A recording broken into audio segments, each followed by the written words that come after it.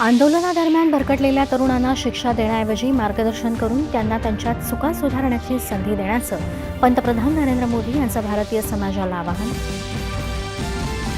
झालेल्या चुकांपासून शिकण्याची सूचना करतानाच आत्मविश्वासानं पुढे होऊन राष्ट्रनिर्माणामध्ये आपल्याला समर्पित करण्याचं पंतप्रधानांचं युवांना आवाहन. पंतप्रधान नरेंद्र मोदी आज आंध्र प्रदेश आणि कर्नाटकच्या दौऱ्यावर. अल्लुरी सीताराम राजू आंतरराष्ट्रीय विमानतळाचं करणार लोकार्पण. सार्वजनिक परीक्षा गैरवर्तनाला प्रतिबंध विधेयकाला राष्ट्रपतींची मंजुरी.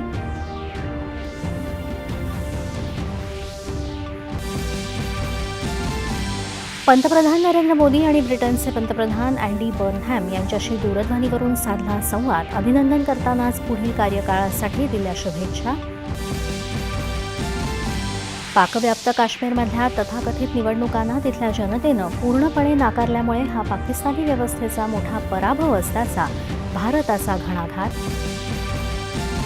ग्लासगो इथं सुरू असलेल्या राष्ट्रकुल क्रीडा स्पर्धेत भारताच्या अस्मिता डे आणि हर्षद सिंग यांनी जुडो प्रकारात केली सुवर्ण पदकांची कमाई. भालाफेकमध्ये नीरज चोप्राला रौप्य पदक. लोकशाहीर अण्णाभाऊ साठे यांची आज जयंती, तर लोकमान्य बाळ गंगाधर टिळक यांच्या पुण्यतिथीनिमित्त राष्ट्रीय सुरक्षा सल्लागार अजित डोवाल यांना प्रदान करण्यात येणार लोकमान्य टिळक राष्ट्रीय पुरस्कार.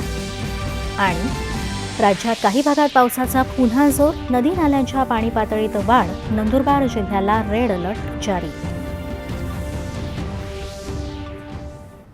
नमस्कार, 8:30च्या बातमी